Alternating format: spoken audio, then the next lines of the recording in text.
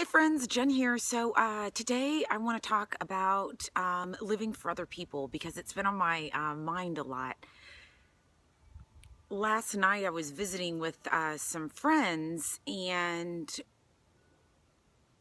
one of the ladies was asking if I was there alone, and I made a joke about um, being there alone, but not, wanting to be there, wishing that I was there with my husband, whom I don't have. And she was like, yeah, I can tell. And I thought, what does that mean? And then, I was like, let it go. Like, what is it? Like, it's the truth. Why are you being weird about it? And I was like, I don't know. We're just funny about sometimes things are obvious to people, but we don't want them to say it. Anyway, and then later on, there was this couple that had just gotten engaged, and I told them that I was really enjoying watching their love story unfold online. And the guy said something like, yeah, so and so said that too. And he goes, maybe we're posting too much. And I was like, isn't that just, so funny that the way that our tendency is to care so much about what other people think, and sometimes even interpret things in a way that they were not at all intended. So it really made me think about just I wrote down some notes, but I'm not ready for them yet. It really just made me think about the journey that I've had personally, just all my life, just trying to be enough, just, if I could just be a little bit more, then, things will be okay. Then you make cheerleader, then I don't know, get to do cool stuff if, you just try a little bit harder. So, the people pleasing, at least for me, started at an extremely young age. And, of course, I've always wanted to please my parents because they are awesome and I love them. So, that kind of just continued into college. And, next thing you know, I was having some jobs that I thought that's, like, okay, and it's job, like it's legit, I'm making good money. So why am I not happy? And then, even feeling like I was free to go to Chicago, but then getting to Chicago and then getting all caught up in, like, once again, trying to make people think something, like me, validate me somehow. And then the experience that I had of just coming out of that and then growing in my faith, which has just been a rocky and raw but wonderful experience. Very real. Real was the word I was looking for.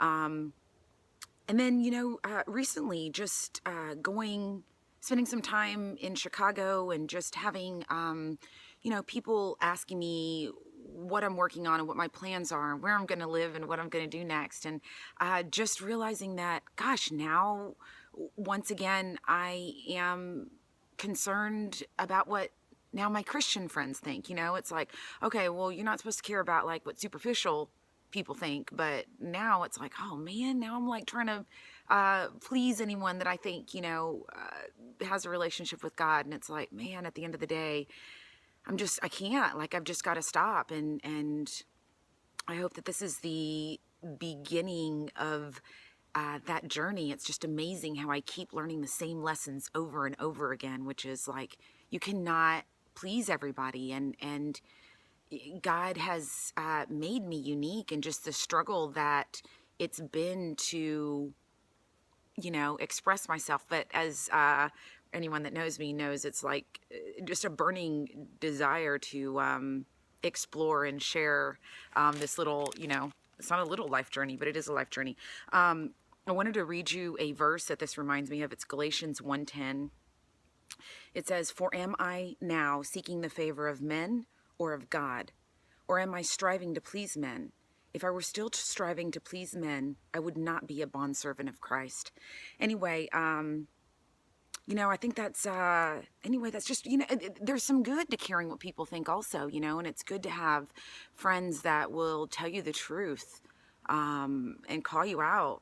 I mean, that's what real friendship is. I made a video recently about, that process, and it's not cool. Like, it's easier just to not say anything and, just separate yourself from, the brokenness of other people. But, I mean, what's that about? Like, it's not really being real. It's, it's not allowing God to use. I mean, gosh, I was like, wow, that sounds harsh. It's not allowing God to use you, because that's what we're called to do. I mean, he summed it all up, love God with all your heart and mind and soul, and love each other. Golden rule: treat the other people how you want to be treated. So, but there is that balance between just really kind of checking in with God, and that's where I am. I've always like wanted people's advice and wanted people's opinions, and I imagine that will always be part of my personality. But really, just the freedom that comes with being able to check in with God and be like, my heart, and He's known my heart sometimes when my heart was dark, but my outside stuff was good. He knows my heart, and man, it's just there's nowhere to hide, and it's a special and can sometimes be scary place. I'm starting to shake. It's getting cold out here, so I think that was pretty much it.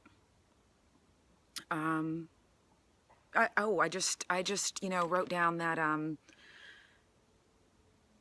it is also good to care about what people who are in fellowship with Christ think, to some extent, because it is easier sometimes to see things in other people than it is to see in ourselves. So, that's where that humility comes in. I mean, God could be using someone to talk to you, or that person could be speaking out of pocket. So, that's just it. We were talking about that the other night. It's just with my buddy Kyle. We were talking about living in the gray. So it would be nice to be way over here or way over here. I find that's my tendency, just be totally legalistic, or like be over here and just like, hey, everyone do whatever you want to do. That sounds easy to me. But it's living in that tension in the middle that it's a journey. So I'd love to hear your comments, and have a great day. And we'll see you next time. Bye.